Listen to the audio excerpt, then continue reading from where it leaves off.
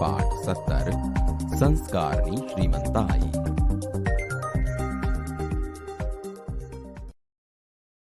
બાળ દોસ્તો, હવે આપણે લેખિકાના જીવન વિશે પરિચય મેળવીએ.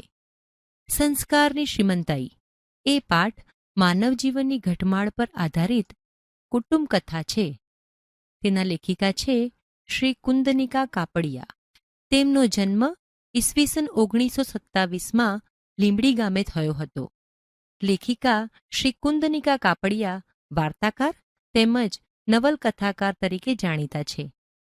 પ્રેમના આંસુ, કાગળની હોડી વગેરે તેમના જાણીતા વાર્તા સંગ્રહો છે. 7 પગલાં આકાશમાં તેમની બહુ ચર્ચાયેલી નવલકથા છે.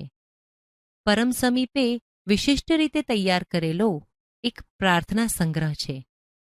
એમણે સાહિત્યની સાથે સાથે સમાજ સેવાનો પણ અંગીકાર કર્યો છે.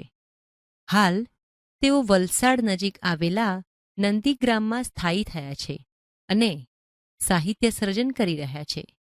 બાળ દોસ્તો, સંસ્કારની શ્રીમંતાઈ એ પાઠ લેખિકાશ્રીના નિબંધ સંગ્રહ દ્વાર અને દિવાલમાંથી લેવામાં આવ્યો છે, જેમાં તેમણે કુદરતના ક્રમ અનુસાર આવતા સુખ દુઃખના કે ચડતી પડતીના સમયે જરા પણ વિચલિત થયા વગર સ્વસ્થ મનથી પરિસ્થિતિનો ખરા દિલથી સ્વીકાર કરવો એ બાબત રજૂ કરી છે.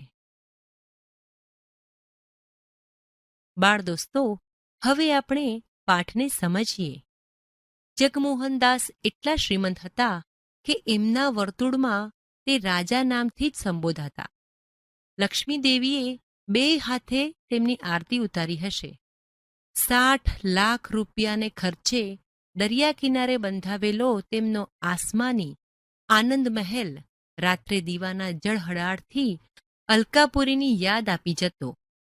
તેમને ઘેર 6 મોટરગાડીઓ હતી અને નોકર ચાકરનો તો પાર નહીં.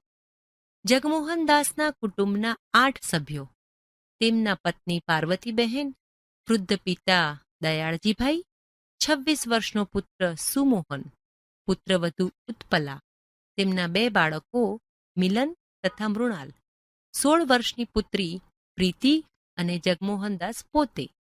આટલા બધા વૈભવી સ્થાનમાં જ્યાં દરેક જણ પોતાની ઈચ્છા પ્રમાણે કરી શકતું હોય, ત્યાં કુટુંબમાં ઘર્ષણનો કે એવો પ્રસંગ શાનો ઊભો થાય? બધા જ લોકો ખૂબ સુખી હતા. જિંદગી સામે ફરિયાદ કરવાનું એમની પાસે કોઈ કારણ નહોતું. પણ વિધાતાના ખેલમાંય અજબ વળાંકો રહ્યા હોય છે. જગમોહનદાસ સટ્ટાનો વેપાર કરતા હતા. વેપારમાં તેમને એક ભયંકર ફટકો પડ્યો અને વિપત્તિ જ્યારે આવે છે ત્યારે એકલી નથી આવતી, સાથે એના લાવ લશ્કરને પણ લાવે છે. એ કહેવત અનુસાર એ ફટકાની પાછળ એક પછી એક આઘાતો, પરાજયો, નુકસાનીની પરંપરા ચાલી આવી. થોડા વર્ષોમાં જગમોહનદાસ બધું જ ખોઈ બેઠા. એ ન માની શકાય એવી વાત હતી. આટલી બધી સંપત્તિ, આટલો વૈભવ, આ માન, સ્થાન બધું જ પાણીના રેલાની માફક આંખ ઉઘાડતા ન ઉઘાડતામાં વહી ગયું. નુકસાન એવડું મોટું હતું કે શેઠને પોતાનો બંગલો સુદ્ધા વેચી નાખવો પડ્યો. મોટરગાડી ને ઘરની બીજી કિંમતી વસ્તુઓ તો એ પહેલાં જ વેચી નાખેલી. અતિશયોક્તિ વગર ખરેખર સોનાના પારણામાં જેમના બાળકો ઝૂલ્યા હતા, એ જગમોહનદાસ 50 રૂપિયા ભાડું આપી એક નાનકડા મકાનમાં રહેવા ચાલ્યા ગયા. શ્રીમંતાઈ માણસના સ્વભાવને એક પ્રકારની અક્કડતાથી સજાવી રાખે છે. વૈભવનું ઊંચું આસન એના સ્વભાવને અમીરી બેપરવાઈનો અંચડો પહેરાવે છે. પણ માણસની સામે જ્યારે આફતો આવી પડે છે, પાઈના હિસાબ ઉપર એને દિવસો ખેંચવાના હોય છે, ત્યારે એના સ્વભાવમાં સમતુલાને ઔદાર્ય કેટલા રહે છે એ એક નિરીક્ષણ કરવા જેવી વસ્તુ છે. જગમોહનદાસ શેઠ નાના બની ગયા પછી ઘરમાંથી બધા નોકરોને રજા આપવામાં આવી હતી. કેવળ એક ઘાટી ઘરનું કામ કરતો. રસોઈનું કામ સ્ત્રી વર્ગે ઉપાડી લીધું હતું. ચળકતી નવી મોટરોમાં ફરતા શેઠિયાઓને બદલે હવે એમને ઘેર નાના સામાન્ય માણસોની અવરજવર વધી હતી. જગમોહનદાસની પુત્રી પ્રીતિ મારી મિત્ર હતી. હું એ લોકોને ઘણા સમયથી ઓળખતી, પણ મારું એમને ત્યાં જવા આવવાનું ઓછું રહેતું. પણ એમની બદલાયેલી સ્થિતિ પછી હું એમને ત્યાં અવારનવાર જતી અને પ્રીતિ અને એની બાને કામમાં મદદ કરતી. એ લોકોએ કદી કામ નહોતું કર્યું એટલે અગવડો તો પારાવાર ઊભી થતી, પણ તેઓ એને નિભાવી લેતા. એક દિવસ બપોરે હું એમને ત્યાં ગઈ ત્યારે બહારના વરંડામાં દયાળજીભાઈ બેઠા બેઠા ચશ્મા ચઢાવીને છાપું વાંચતા હતા. નમસ્કાર દાદા, કેમ છો? તબિયત તો સારી છે ને?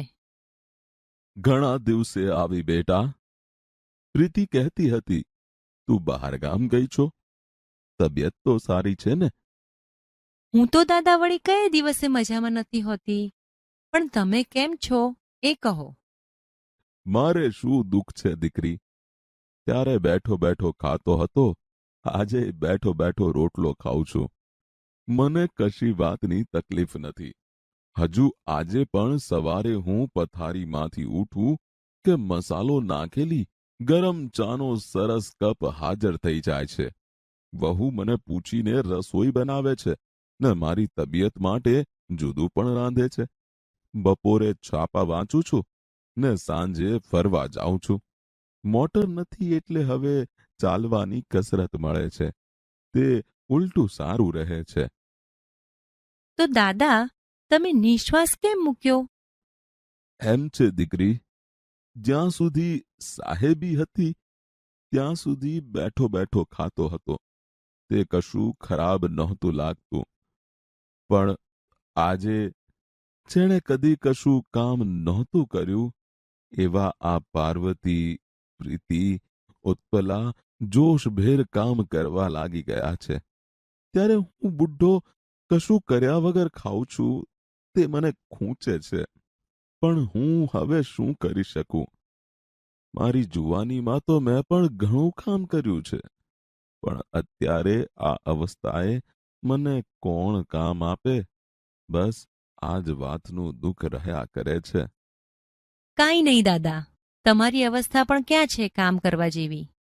મેં આશ્વાસન આપવાનો પ્રયાસ કર્યો ને અંદર ગઈ. ત્યાં સુમોહન બહાર જતો વચ્ચે જ મળી ગયો. ઓહો, દર્શનાબહેન, ઘણે દિવસે કાંઈ? હા, જરા બહારગામ ગઈ હતી. કેમ છે કામકાજ? નવી નોકરીમાં આનંદ છે ને? આનંદ તો છે દર્શનાબહેન. છેક અમેરિકા જઈને ભણી આવ્યો. એ નકામું તો ન જ જાય ને. પણ એક વાત છે, એક વાતનું મને ખૂબ દુઃખ થાય છે. આ પ્રીતિ ઉપર મારી બહુ જ આશા હતી. એને ડોક્ટર બનાવી અમેરિકા ભણવા મોકલવી હતી. તમે તો જાણો છો એ ભણવામાં કેટલી હોશિયાર છે, મારા કરતાંય વધારે. મને એમ હતું કે મારી નાનકડી વહાલી બહેનને હું ઊંચામાં ઊંચી શક્ય હશે તે કેળવણી આપીશ. પણ હવે એ સ્થિતિ રહી નથી. મને થાય છે હું એનાથી મોટો એટલે મને એ સગવડ મળી ગઈ. હવે સ્થિતિ બદલાઈ, એમાં સહન તો એણે જ કરવાનું ને. સહન તો સામાન્ય રીતે મોટા કરે. એ મારાથી નાની તો પણ. કાંઈ નહીં સુમોહનભાઈ, સંયોગોથી પરાજિત ન થાય અને મુશ્કેલીઓ સામે ઝૂકી જવાને બદલે લડત આપે એનું નામ જ જીવન. તમે આવા પુરુષાર્થી છો, પછી પ્રીતિને શાની ચિંતા? રસોડામાં ભાભી ચોખા વીણતા હતા.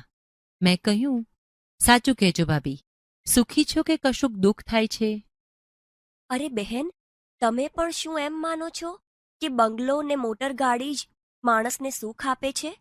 અરે આ કામ કરવામાં જેટલી મજા પડે છે, સાંજના એ નોકરી પરથી થાકીને આવે, અમે જમી લઈએ, પછી રાત્રે 2 ઘડી વાતો કરતા જે શીળો આનંદ મળે છે એ પેલા પાર્ટી ને ક્લબને મિજલિસોમાં ક્યારેય ન મળતો. પણ એક રંજ તો મનમાં રહે છે. આજ સુધી ઘરકામ કર્યું નથી એટલે બરોબર ફાવટ આવી નથી. કામ કરતા પુષ્કળ વાર લાગે છે. થાય છે પહેલેથી થોડું કર્યું હોત તો આજે આટલો વખત એની પાછળ ન જાત, અને આજે મને વખત મળત તો હું પણ થોડું ઘણું કમાઈ એમના બોજને હલકો કરી શકત ને.